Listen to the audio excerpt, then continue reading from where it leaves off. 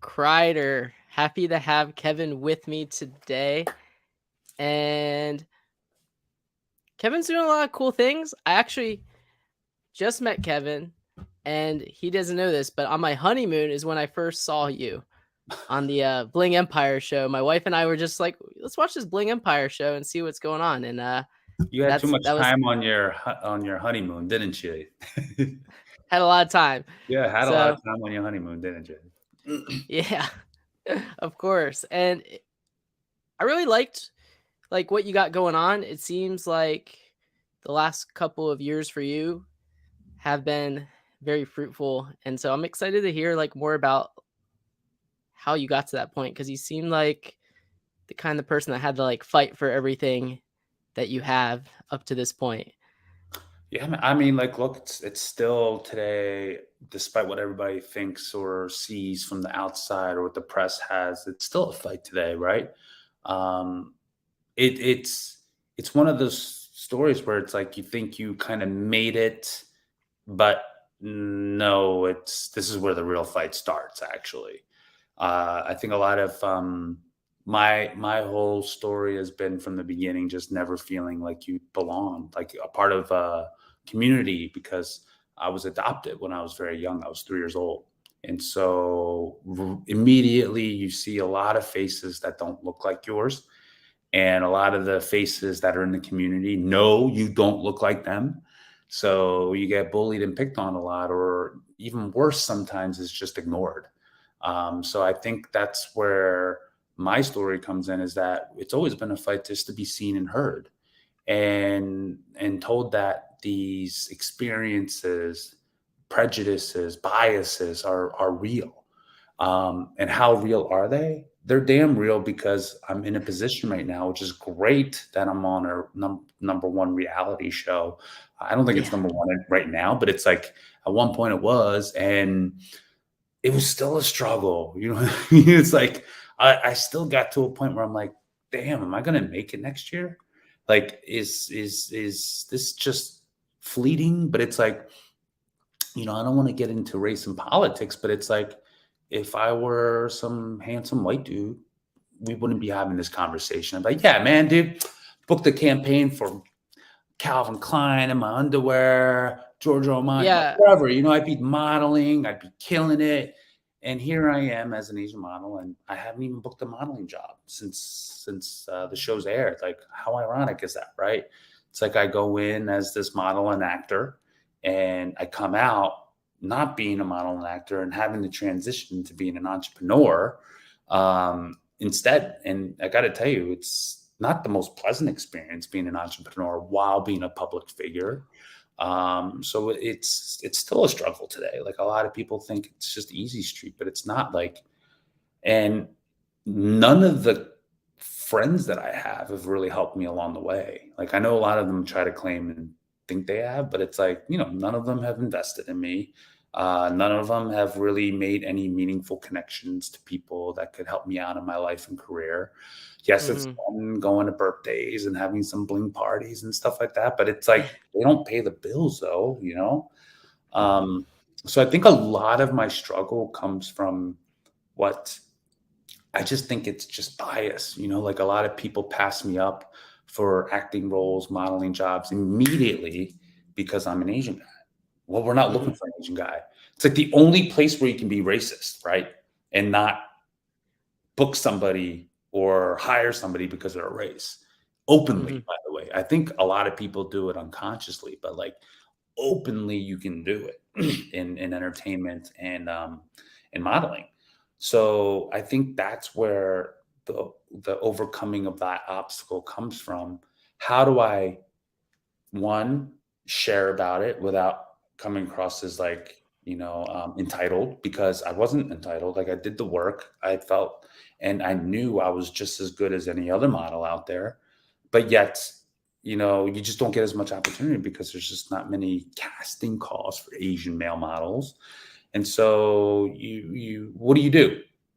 So I took all of that experience and shared openly about Hmm. it. And what I ended up doing was just sharing my own experience about being an Asian male model, which then got me onto like platforms like the TED Talk or Huffington Post videos.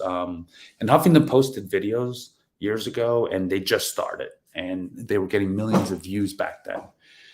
So I shared my experience and how it drove me to like a lot of feelings of losing my confidence and depression and anxieties, and Mhm. how I overcame it in dating and modeling. And that drew the attention of a lot of people in LA and at a right time. And that led to more opportunities, just sharing my experience in life, right? I've Yeah, I mean, it's tough to grow up not only in probably like a household where like it's a loving family, but you always just kind of feel like an outsider no matter what kind of feelings that you have. And Yeah. then if you grow up a little different than everyone, kids are mean, man. Kids are Kids are so brutal. mean, dude.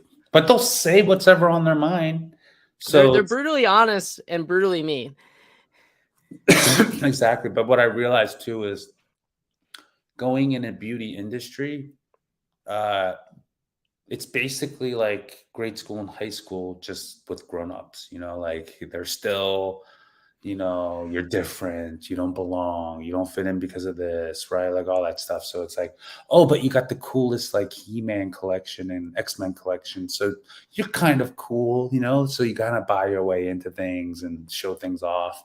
But it's a very, this journey has not been easy, and nor did I ask for it to be easy. I don't Yeah. care for it to be easy because I do see the extreme of when it's easy.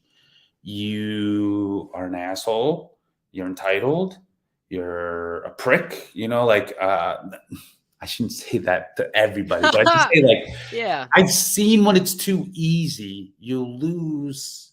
And if you're not all of that, you just don't have a purpose, it seems like. And it's a struggle to be like grateful and live life for a purpose, right? If you're not that other extreme. So I've seen both. And so I think when people who like are like me, I'm like, I come from zero. I know what zero feels like, and having it all and getting it taken away, and what zero is like again, and then building myself up again, having all these setbacks. So when hopefully real success happens, and I consider real success as like, having the basic stuff that, normal Americans have, Yeah. family, home, car, something, like, and I know that seems like objects, but it's like, what I mean by that, it's like it's just like I shouldn't. I fear and struggle that I'll never be able to attain those things, like the basic things that normal people have. Now, people will say, "Well, why don't you just move outside of LA?" I'm like, "Yeah, but that's the problem. It's like LA is my location. This is where I Yeah. want to be, have to be. I don't actually live very extravagant. The most I do is pay for rent. I don't even have a car here.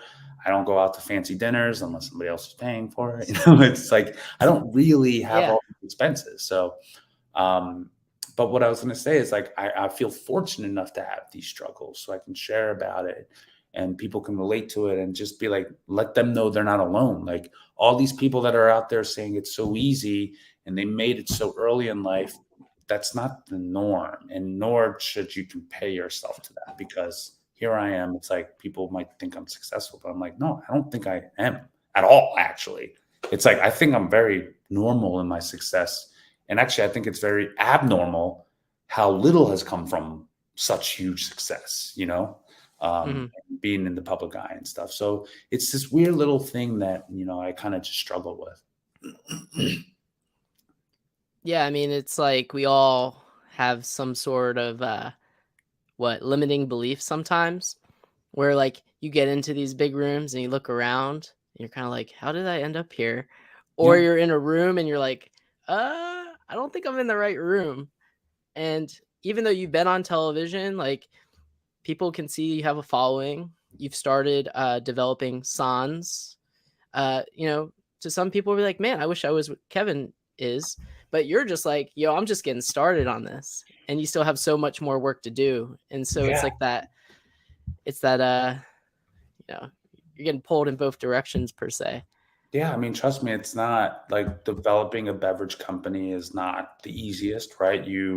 you run into a lot of obstacles. You run into a lot of money problems. You run into a lot of, well, how do we sell this now? Like after the hype of the show's over, who do we hire? Like, how can we find more investors? How can we find more people to help operate it? How do we get this to, because it's like, I'm doing, I'm going to a lot of these places and doing demos and talking to people, getting them to try out the product, like spending my own time with that, which by the way, I have not made a single dime from this company, and nor will I for quite a while. Like I'm not even taking a salary or anything. It's like, if anything, I've been giving money to other people to help run this, because I Yeah. realize I can't be the operator, CEO, founder all at once. So I have other people on this now, but I found that myself. Like I went out, put myself out there.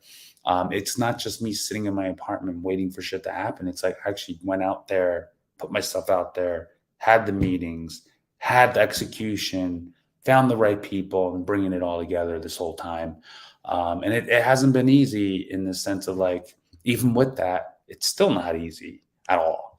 And I don't know where we got this concept that it should be, and I should be on easy street at a certain age, because I mean, I'm 39, nowhere near easy street, but some Yeah. 25-year-old or 30-year-old tech person might be like, oh God, he should have been a millionaire by now. It's like this snotty judginess that we have on ourselves and other people, right? But mostly ourselves, by the way. It's not other people, actually. So I know I'm my own biggest critic, because like you said, a lot of people are like, oh, I'd love to be in this opportunity. Let's just say it's not what I thought it would look like, though. And I think that's what a lot of people think. It's like, once you hit success too, it's not what it looks like. A lot of them tell me getting there was actually more fun.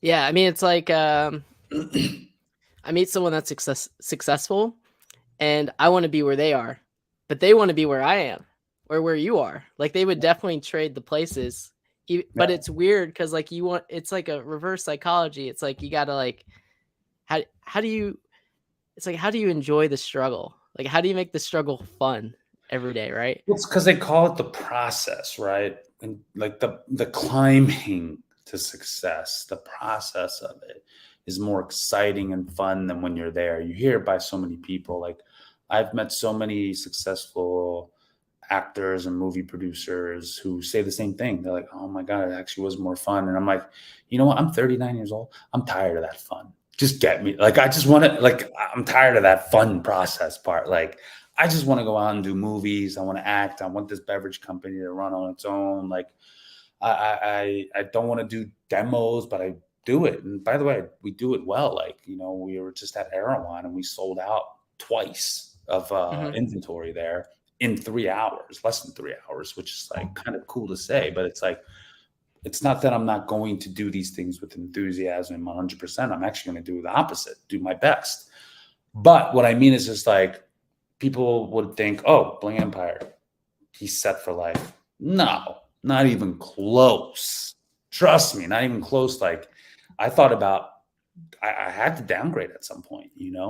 Then I realized, okay, it's picking back up. I didn't have to downgrade. So I moved apartments in the last, I think 6 weeks. I moved to 3 different apartments. And So I realized, oh, you're still on the grind, man. still on the grind, man.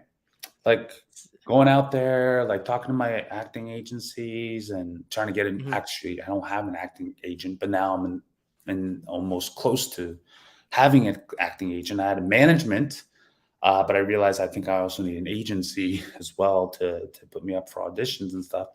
Go back Mhm. out there, audition, like all that stuff. And I just think it's just part of the grind while still trying to run a company. Mhm.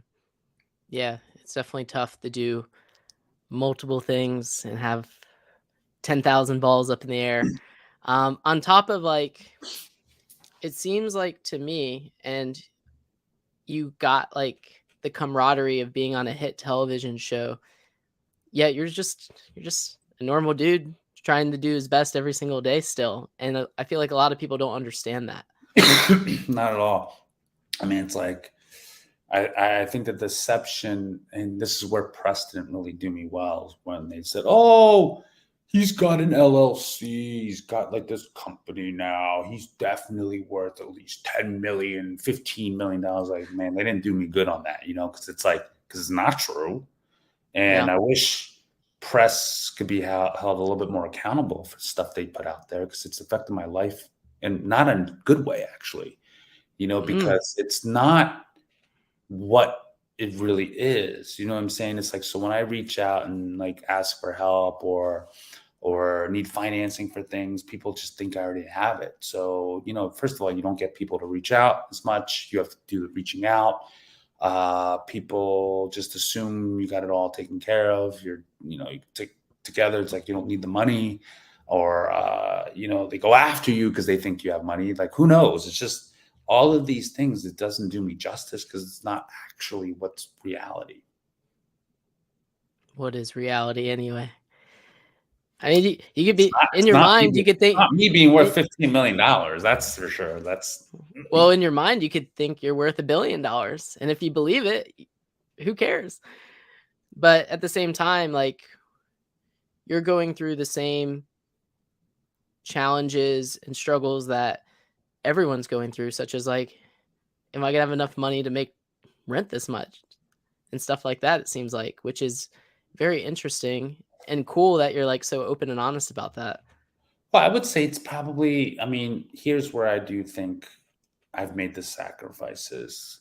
I don't spend on things, objects, right? Like, I don't spend money on clothes. I don't spend money on a car. I don't spend money on throwing birthday parties or events or expensive drinks, like all this stuff. It's like all this shit's kind of given to me, like through people who want me to endorse them, which is cool. They don't pay me for half of it most of the time, which is, that's a different story. But it's like, so I don't pay for much because I don't have these needs for much. Like, I don't have a car because I don't find I need a car. I can take the subway or a bus or Uber if it's too hard to get there, right? So I don't really do those things. And so I don't go out drinking because I'm sober. So I don't spend money on alcohol, which saves a lot, right? Yeah. So I do have enough where it's definitely not month to month, but it's enough for me to be like, okay, well, am I going to get my next acting role? Am I, and I have some comfort knowing that, okay, I don't have to book an acting role this month. I don't have to make my beverage company profitable enough where I can take a salary this month. I can delay that Hmm. um, because I have enough, right? But it's just not enough to buy a car and have that comfort, or have a home, like an actual property I own, and have that income that's safe enough to say, like, okay, I don't need to book a job, or I don't need that salary from my company. Because first of all, we don't have enough money for me to take a salary from my own company. I pay other people in the meantime to do the things I can't do. Two, I want to live in a home where I feel comfortable coming to, and feel inspired and feel like, because I don't know if you know this, in LA living, it's like you either pay a lot for a good home, or you pay very little and you got a crappy home. And it's still, by the way, a lot for an average American, right? And then you pay for a lot for luxury living, but they cut corners everywhere. So it's not really luxury living. You live in IKEA, you know? Yeah. So you're still pursuing the acting and the modeling. Is that like just something you're so passionate about? Like you're not going to give up on it? Never. So I've definitely laid out. Most likely, I'm not a model anymore. That's for sure. I haven't booked a job for a while. Acting, that was always my main focus and passion for a long time, because I never planned on getting into reality TV. It just kind of Mm. happened after I was considering giving up being in TV and film as an actor, and I said, "Oh, this is like, it's interesting because I don't see any Asian American reality people. I get to be myself, and hopefully." It changes the perception of what Asian Americans are in reality TV, like what I wanted to do in TV and film. And now the opportunity to start acting again has come up. You know, booked a couple of small independent films, and it's cool. Mm, I realized, oh, I do have a knack for this again, and go back and audition. Hopefully, that leads me back to what I wanted to do, was be an actor. So the whole beverage kind of just came out because I was like, oh, I'm sober, and I saw that this is just me, but it's like I hate when a lot of brands aren't that authentic in their messaging and meaning, or brands don't even have a brand story. They're just like, oh yeah, we just want people to have this non-alcoholic alternative because it's different and we're trendy now, you know. But it's like, but why? You know, like a lot of brands don't answer why and what's their story. And so I reached out to a lot of brands that are non-alcoholic and said, you guys are missing an authentic story for your brand, mhm, and we could drive it. But you know, obviously they're doing well enough where they're like, okay, we don't need that. But I think the brands that are authentic can win at the end. And I just want to merge the two because I think it's important. You know, I want to do it for the sober community. I want to do it for the community who doesn't drink or wants to drink less, yes, but also too, like, be authentic with it. Like, you know, we want to make, maybe you wouldn't be sober curious if sobriety was seen as cool, you know, mhm. and sexy, but it's not. So of course you're going to just dabble around and be like, well, I'm playing with it, you know. It's because you're not all in, because there's nothing out there that really makes it cool and sexy. Why would you want to be a part of something if it's not cool and sexy? By the way, if you see people who are sober and they're not proud of it, and they're not cool and sexy, and they don't think it's cool and sexy, so why would anybody else want to be a part of it? So my thing is, I'm doing the opposite. I'm like, I'm proud. I'm sober. Yes, I'm in a 12-step program. It's sexy and cool, just like anything else. It's just that nobody talks about it or shows it. You know, they're all kind of like either ashamed, or they're stuck in the traditions of anonymity, like all that stuff. So, you know, my thing is, if I get the chance to talk about it and be an example for it, sure, love to. But I just want people to know everything I'm doing that's cool and successful around the eight. It's sober. That's my life.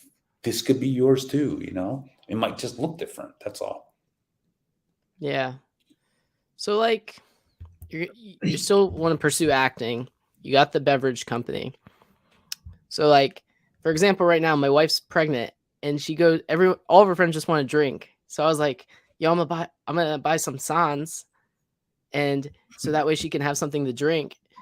Like who else could this drink be for that could perhaps solve a problem, which the problem I feel as you know, you get older is the people keep doing the same things. It's just like, let's go for a drink, Kevin. Yeah. Let's go do. But like when you're a kid, what do we do as kids? We go out and we do stuff. So how do we get people to go back to being like kids? Which I feel like everyone wants to be as happy as a kid. Yeah. So I mean, this any non-alcoholic beverage doesn't even have to be mine. It's just it's for me, especially since we put really healthy ingredients in it, like ginseng and L-theanine. I learned from the health and fitness world, this is something I wanted. This is something I needed. Um, when I was dieting for bodybuilding competitions, I was afraid to go out because there was nothing out there for me. So what am I going to Mhm. drink? Water? I was like, I hate it. It's boring. It shows no personality. It's stupid. I can drink water anywhere, right, and be a part of the buzz, right? But it's like you're not really a part of it though, because you know, whether people realize it or not, the association with water is just like, okay, you're dry, you're boring, whatever. But when you market and brand something and make something for a specific person, that changes the perception, right? You don't feel sexy holding a glass of water with lemon, right? You will feel sexier holding one of our beverages, though, because that's what it's made for. We designed it and we marketed it. We put story behind it so you could feel good while you hold this can, while you're out with other people who do drink. So it's really for people who aren't just pregnant or sober people. It's like, because sober people, whether you realize it or not, they just want a healthier lifestyle. It's for anybody who wants a healthier lifestyle. So about the Sans, can you like can you mix it with stuff? Is it meant to just be drink? Like, does it have like multiple ways that you can consume it? Yeah, so you can mix it. You can. Uh, I've heard it tastes good with tequila too, obviously, and vodka. Because I mean, the whole inspiration was for Dragon Ginger was to kind of replace the dragon, to replace the Moscow Mule for when people go out. And so I think that it can definitely be used as a mixer or just a zero proof cocktail in a can, or I've seen bars and restaurants actually work on creating really cool variety drinks with our beverage, Dragon Ginger specifically, and to really be creative in how they are bartenders now. You get a drink that's near perfect by itself. You could literally just put ice and a little garnish of ginger on it, and there you go. Zero proof cocktail in a cup, but like you could literally add other flavors to it to make it more of a cocktail or make it look even cooler in a glass. So it's very versatile. Yeah, that's cool. Definitely, there's definitely a need for it. It's just getting enough people to buy in Yeah. to what that looks like. And that's like a huge struggle for a lot of people. There's a lot of people that have a drinking problem, yet they don't believe they have a drinking problem. Um, but I mean, being that you used to be an alcoholic, how has like not drinking saved you in terms of money, in terms of your health, in terms of getting to like where you are now? Like, do you feel like you could be where you are if you didn't make that adjustment? I think not drinking creates the person now. Like for instance, it's like I know. So in China or an Asian culture thinking, they think that if you can't drink and control your mind when you're drinking, like and behave a certain way when you're drinking, you're undisciplined. You don't have what it takes. But I actually disagree. I have the Oh, so opposite this is a culture thing too. culture thing. I actually Okay. think for you to be able to say no and to have the discipline to say no to alcohol and not fall underneath the peer pressure or give two fucks of what other people think about you or to lose a business opportunity because you're not drinking is actually you're stronger than the person who just accepts it and says, okay, I'll just drink and try to control myself when I'm drunk, right? That's not actually real mind control. My real mind control and discipline is being able to say no to drinking when everybody else is doing it around you.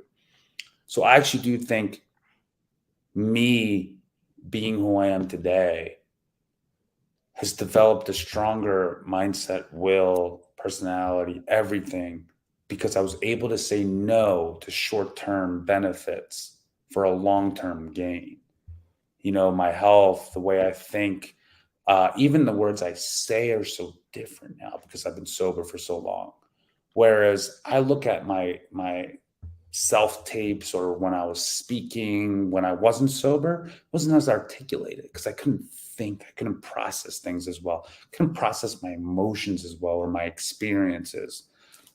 And by the way, when you drink, you have less time to do shit. You just don't have as much time. It's like, when I really looked at it, I was like, damn, I spent just as much time drinking and preparing to drinking and to recover from drinking. I spent more time in that than I did working. I worked 50 hours a week, like personal training. But when I looked at, oh my God, every night that I went out, spend 2 hours pre-gaming, 3 hours actually out of the bar, 2 hours post-gaming, right?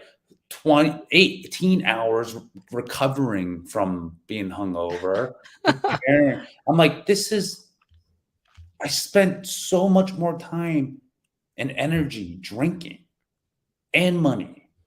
And what could I have done with that instead? Right. So I think that's the thing too. It's like when you take away the drinking too, you realize you're not doing anything. Even when you're around with friends, right? Like, what do you do? A lot of guys go out. It's like, oh, just come over for a beer. What are you doing? You're just drinking, having a beer. You're not really doing anything productive with your time, right? So I just do think, though, there's a different mindset that comes from me now, a different personality, different way of living, better mindset, more clarity of mind, right? that there's no way I could be where I'm at, because I can name a few examples in my life where I just wanted to, I can just go off on people, right? Like, but I realized if I would have, there's no way I would have landed these opportunities I am right now. But like when I'm not drinking, I'm like, okay, I can look back, develop some patience, a different mindset, like not react on things as much, not be so impulsive, think of other people, be more empathetic even. I develop those muscles as I get sober, because that's just what we do when we get sober. We develop those skills. And so I think I ended up becoming a better person. And it's definitely led me to a different world. Like, and actually it's probably even made me a better, more real, authentic, actor, even because, and this is not me saying like I'm such a great actor that I have a lot to work on, but like the number one thing that a lot of people tell me when I'm on screen or acting is that it seems not just genuine. I was going to say like it seems more natural. Sorry, natural is the word. Like you don't look like you're acting, or you don't look like you're trying like to act or something like that, which is the number one actor's biggest problem, right? Is that we look like we're acting, or we're coming across like we're acting. It's not natural. And so I think that's a huge compliment, but I couldn't have done that if I was drinking, if I getting sober, if I didn't get sober, because drinking numbs your emotions. So then your emotions are off, of Mhm. situations or real life, what's happening in life. Yeah. Would you say like everyone's acting though? Like even if you're not like an actor, like when you go out to a place and you're drinking, like people are, you know, attempting to, you know, put out a certain energy or convey themselves in a way where people are receptive to that versus, Right. it seems like some people are just scared to be themselves, which drinking allows them to, loosen up per se a little bit. So acting, it's funny because like acting is behaving in an imaginary circumstance, right? Hmm. Real life is just behaving in a real circumstance. It's not imaginary anymore. But by the way, a lot of these imaginary circumstances could be real, just not in your real life. I believe, me as an actor, what I do is translate what's real and authentic that's actually happening and putting it on camera with words that weren't mine, right? But you make it your own. Um, and I do believe the best actors, it's a real life thing that happens. That's why a lot of actors get emotionally drained or excited after they're done acting, because they lived a real life experience. And the camera doesn't lie. If someone's living a real life experience, you see it, right? What I think it just makes it different is that there's lights and cameras, it's different words, obviously. But if you want to say, are we all acting? Sure, 100%. It's just that in real life, there's some really shitty actors, like in real life, you can Yeah. smell bullshit, like if they're being real and authentic, and acting is actually quite harmless, though. We know it's just imaginary, right? In real life, though, I think what I've learned from acting is to just pay attention, listen, and be authentic with the responses, and to really listen to people. And I think, and to read a situation, right? Like, I think that's what acting's really taught me, because that's what you have to do when lights and cameras are on you. Like, read a situation, listen, don't think of the script, respond authentically in the situation, right? That's what acting is to me, but yet we do this in real life too. It kind of almost just teaches me to be more of an authentic person. Yeah. I mean, I've never attempted to be an actor. However, you do Oh, I think hear everybody how should take an acting class, to be real. Like, I came from the business like an school. improv class or something, or like acting. Yeah, like an improv would be really cool for people to do, because I think improv is the first step to acting, right? But you got to be able to learn how to improv, live in the moment, respond to things, listen, right? It's also called a Meisner technique. Meisner is really about listening and responding, in the real moment of things, getting you out of your head, more than anything. So I think that's where a lot of people can be good on TV or hosting, or you see really bad actors on TV, or even people on reality TV or hosts who are bad. It's because they're thinking too much, not actually listening to the other person. They're thinking about a response. So I think acting teaches people not to do that. And I think that's what's really cool about it. And I think, yeah, everybody could. I think three things people should do just in general: 12-step program, take an acting class, take a business class. Because as I've done all three, I just see so many creatives only blame business and corporations and all this stuff. But as corporations, they are like, well, they treat talent poorly too, at times, And so I think if both sides could be empathetic because they learn about each other's crafts and businesses, I think we could actually run as a better world. And then 12 steps is a spiritual program. I just feel like everybody needs 12 steps, whether they believe in spirituality or not. It just makes you a better person. Yeah, I can't say I've gone through the 12 steps. I have been to a meeting though to support a friend, and going to a meeting was it's definitely enlightening to Yeah. Well, see 12 people steps. just put it all out there.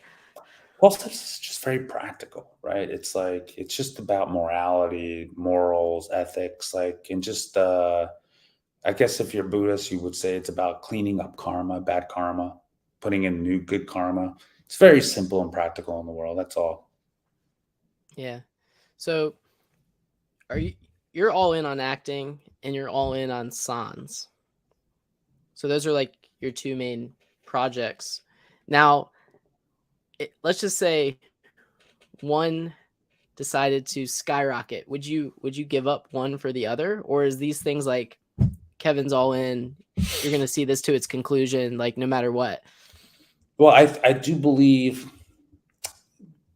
a lot of actors and people in entertainment should have their own businesses at some point, and not rely Mhm. on other people's businesses or brand deals and stuff like that. Like, you should be passionate about something, that you create something that could possibly sustain on its own. I think every actor or somebody who's got something going for them should do that. Might be harder if you have no traction, like you've never booked an acting job or been on a TV show in a long, probably a lot harder.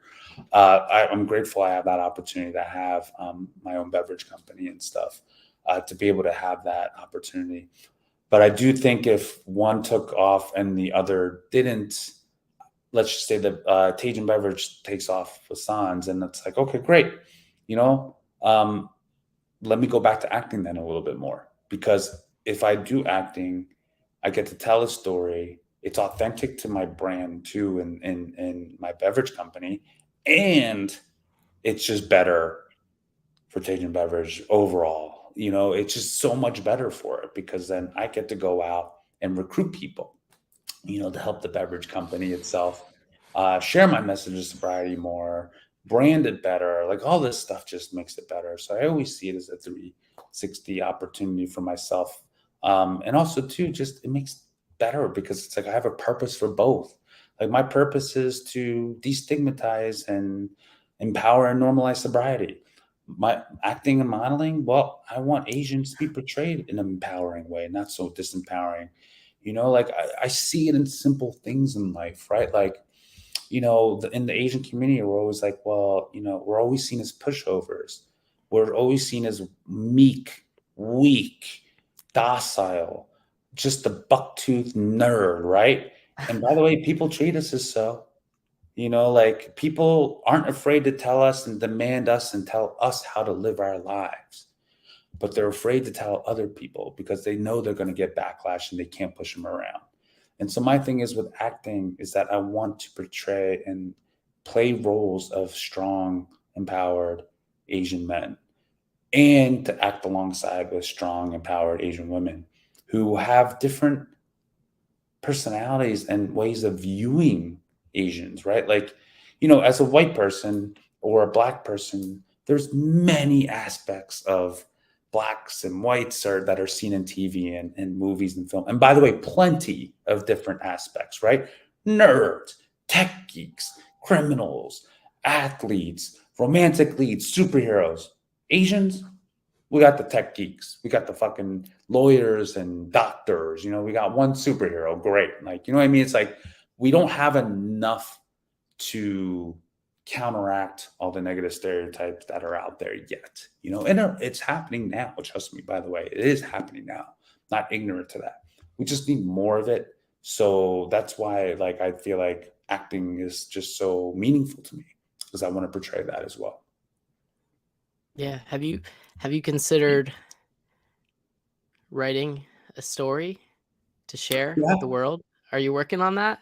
totally. I have for quite a long time. I don't know if people know this, which most people don't. It's like I started writing a long time ago with comic book IP, which actually is going to start coming out next year. I have a team meeting with this comic book distributor and platform that's huge, and I'm excited to share with that when I can.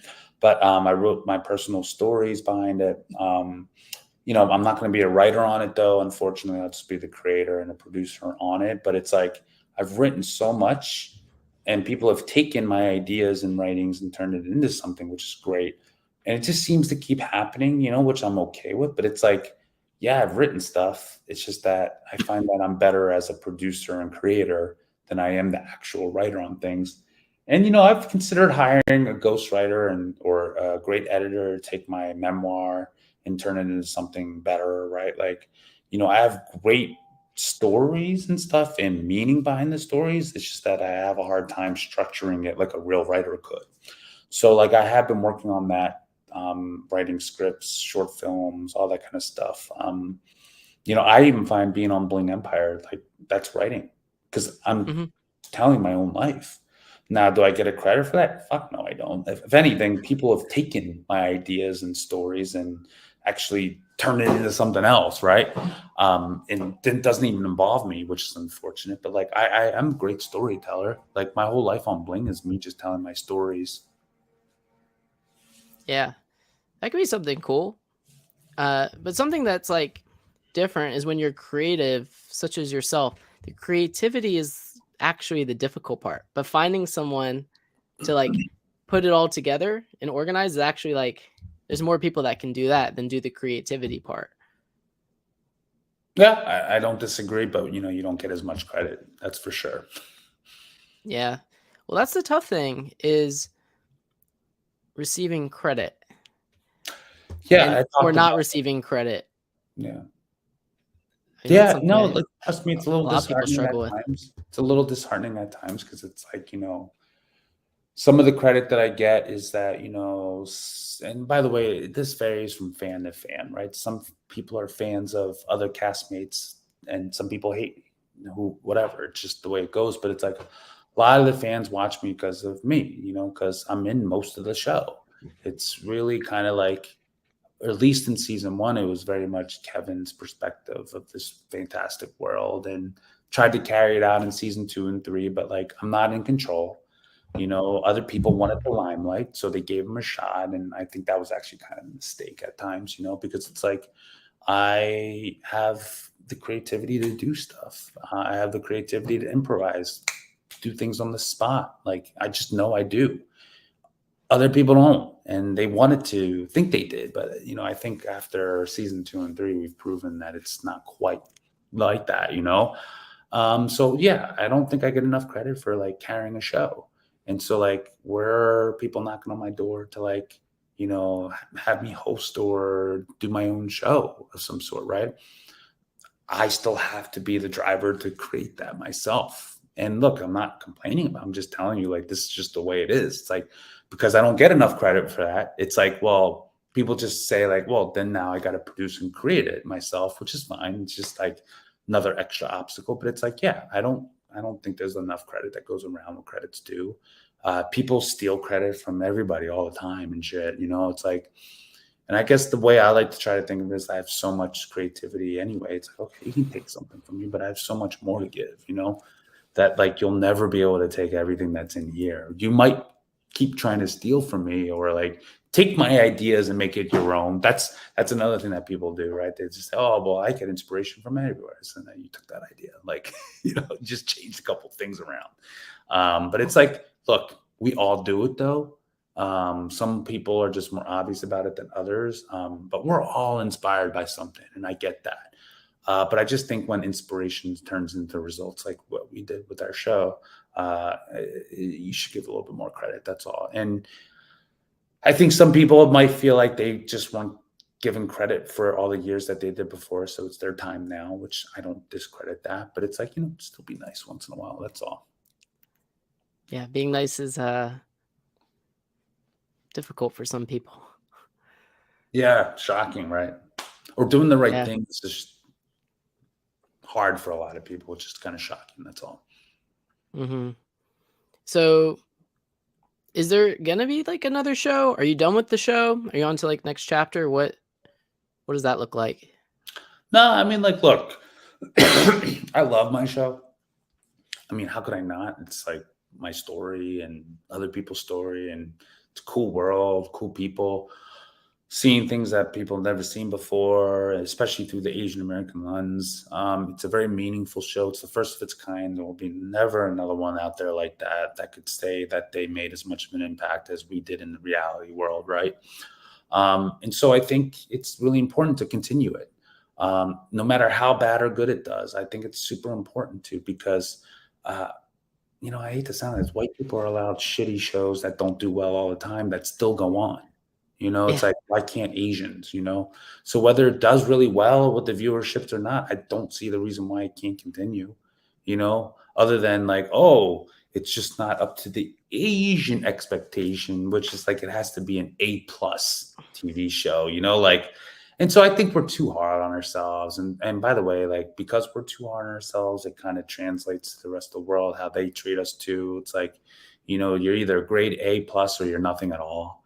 And so, like, I think it's time we have a trashy bad show. Like, who cares? Like, in the beginning I was too prideful. I was like, yeah, I want to show the world something different, and we did. But to keep up with that, in the sense of like, we always have to be like that. No, we're allowed to have bad seasons, bad shows, trashiness, like all that stuff, goodness, like humanness, heartfelt stuff. We're allowed all of that. But it feels like we're not, and that's what's dehumanizing about being Asian at times. Like, we're not allowed all that stuff. So my thing is, I love the show. I'm not done with it. But I will say, like, do I want my own show eventually, or to transition out of into acting? Yes, 100%. Like, I'd love to transition into acting, because I just feel like I'd be able to more impactfully tell stories, because more people just watch scripted stuff, scripted TV, movies. And you just get a lot more respect, even though people don't realize how hard doing a reality show is, especially when you're one of the main focuses. It's easy to be in a reality show and you're not really a main character, but it's hard when it relies on you a lot. Yeah. Yeah, it's definitely something people don't realize how hard it is. I'm sure it's just crazy. You wake up and like there's a camera there. Like what does that look like? No, I mean, like, look, they follow your life around a lot, but it's just, you have privacy for a lot of things. I got to tell you, like, it's not hard work once the cameras are on. What the hard work is being vulnerable enough to share yourself a lot, and to take the Mhm. risk that people might not like and you got to deal with it for the rest of your life. That's the hard part. It's actually kind of harder than even acting at times, because at least actors, it's judged on their performance, and if the show's good, or people are like, oh, that guy's an asshole character, but then he keeps booking more asshole characters. But people don't really think he's that character. You know what I mean? Like, people don't treat Scrooge McDuck, just because he plays Scrooge McDuck, and think he's cheap, like person who doesn't like Christmas. It's like they're judging the character, but now they judge us as real people, and that's I think even more challenging than being an actor at times. So there are things that are challenging as an actor too, like memorizing lines and living the character out. That's hard. So there's pluses and minuses, but I think both are just equally hard, just in different ways. So I think unscripted people don't get as much credit as well. Yeah. It definitely is definitely not as easy as it looks. It's definitely entertaining though. Definitely I definitely enjoyed the show. And in terms of like where you mentioned at the very beginning, like you've done everything on your own. Like it's crazy how you can have a birthday party and 50 friends show up. Yet when you start a business, no one shows up. So like with that, with everything that you're working on, like how could people potentially support you to help get you, you know, maybe push you up to where you're looking to go? Like there could be that one person out there that can make a whole difference. Like I tell people you're always one person away from like your life changing positively or negatively. That's true. I could see the negative part too, even in my life today. I have that person in my life right now. I actually have many people now in my life who's made it very negative, but also too, there's also the flip side. Many people have made it positive. But I think the one person that we could really, it takes a village, right? It's not just one person. I do think that when people find that one person, that it's like, yeah, sure, it might have been the start of a lot of different things. Like, I hate to sound like this, but it's like, you need that one person to give you a chance, to give you a voice. Like, for instance, like that one person was actually Jeremy Lin back then. Like we did I asked him a question on YouTube, posted it up. All of a sudden, I became a valid person to talk about Asian masculinity along with Jeremy Lin, right? Then it became something different and bigger, right? Like, and then people saw me as an actor and reality TV person. Sure, great, but you need that one person. I get that.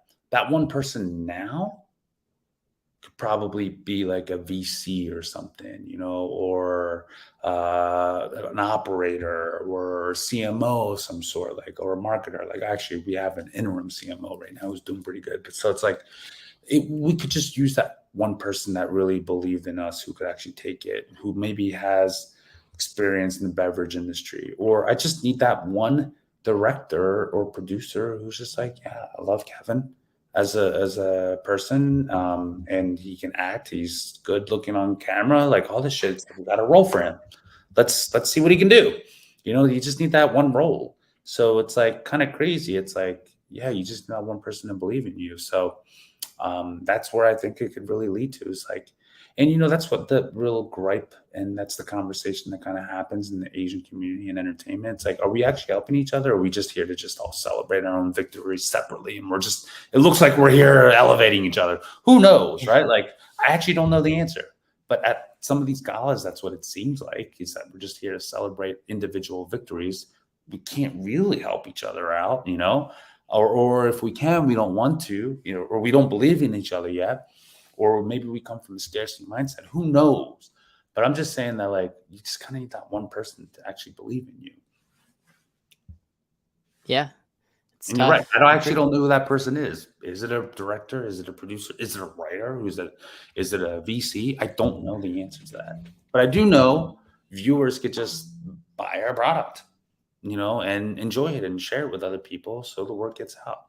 Or, follow me. Like, I think it's so amazing to me how many Asian fans come up to me, tell me how much they love me and my show, everything I do. I've helped change the world, blah, blah, blah. And they don't even follow you on Instagram or TikTok or nothing. And I'm like, the reason why I say that is because actually it does help, because when I post something, you'll know about it. Like, you follow me for a reason, because you want to see things that are happening and doing and supporting somebody. So I do see, when you follow your public figures, it's you giving something too, and you getting something, you get what you get. It's this weird thing. So I just say that, like, even like as a viewer, if you're a fan, actually, like, yeah, just follow your fans, or I mean, follow your public figures or your idols, like, if you really are a fan and idol of those people, right? So I just think that could be, it's so small, but it's so big, because it's like, maybe a year or two down the line, you're like, oh, I actually do like this movie that Kevin's in. I'll buy a ticket, like, who knows, or whatever. Oh, I'm thinking about not drinking now. I'll buy a case of Sans. Like, you just never know. Yeah. I don't know how many followers you have, but if 1% of them all bought some Sans, it'd be a good day. It'd be a great day. So I mean, I look at that, I'm like, damn, even if 1% of my followers bought a case, which by the way, they haven't, I'd be doing good right now. I wouldn't be having this conversation of like, yeah, we need a little bit more support here and there. Like, yeah, like, I have this problem of like, I don't know where my next paycheck will come in. We wouldn't have any of that conversation. So it's like, it's an interesting conversation you brought up. But yeah, if only 1% of those fans actually really support it by, putting in $1 for whatever, or putting in a case order, like it would be a totally different conversation. Yeah, totally. I'm with you on that 100%. I'll even think about ideas for you. Maybe I won't come up with any ideas, but I'm down to support you. When I saw you on the show, I was like, I like this guy. I don't know him, but I just liked you on your skateboard.